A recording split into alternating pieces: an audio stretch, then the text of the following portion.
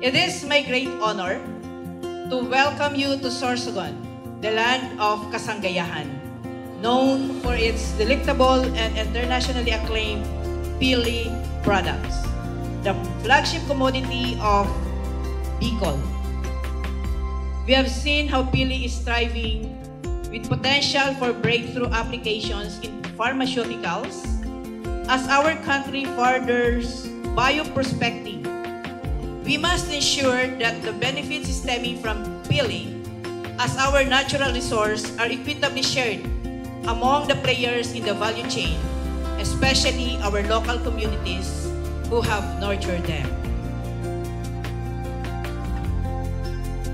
Our region's commitment to equity and fair sharing illuminates our future, as I mentioned, reflecting our nation's resolve to nurture and protect biodiversity and safeguard traditional practices while prioritizing the welfare of our local farmers. At kailangan po natin itong mga ganitong programa para po mas umunlad po tayo ng sama-sama, walang maiiwan, ano?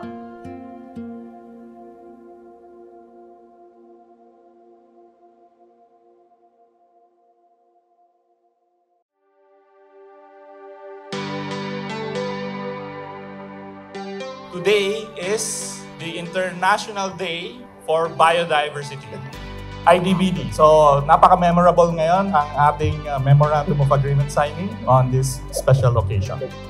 Collaboration. Similarly, in this agreement, the parties will collaborate in enhancing the implementation of the various activities under the components of the ABS project, strengthening policies, building awareness and capacities, and demonstrating the implementation of ABS agreements. We think that it is about time that we establish a framework that provides for fair and sustainable access to our rich biodiversity and the cultural knowledge associated with it.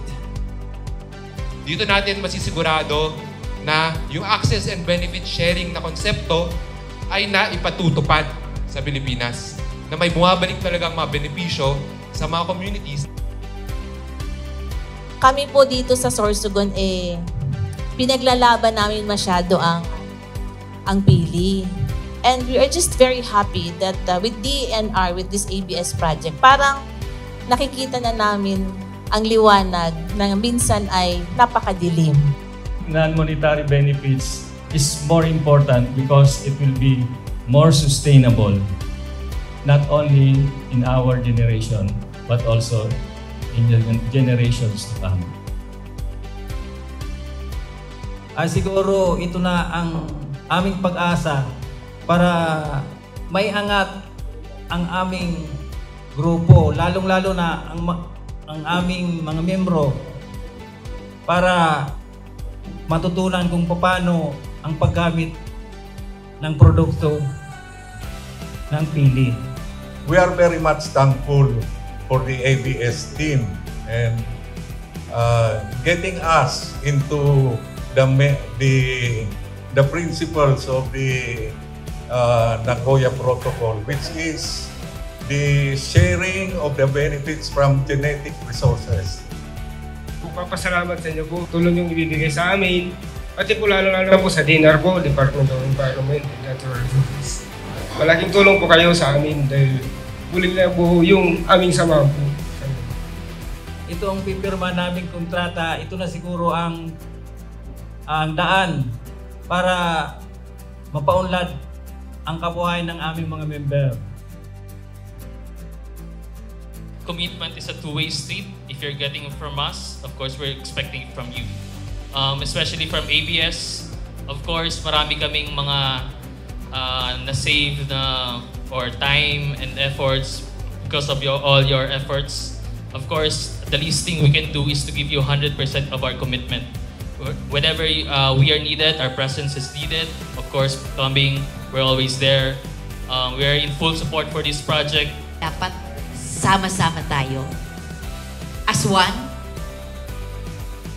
and kooperasyon, kolaborasyon ang kailangan natin para maging successful ang ABS, Access and Benefit Sharing project.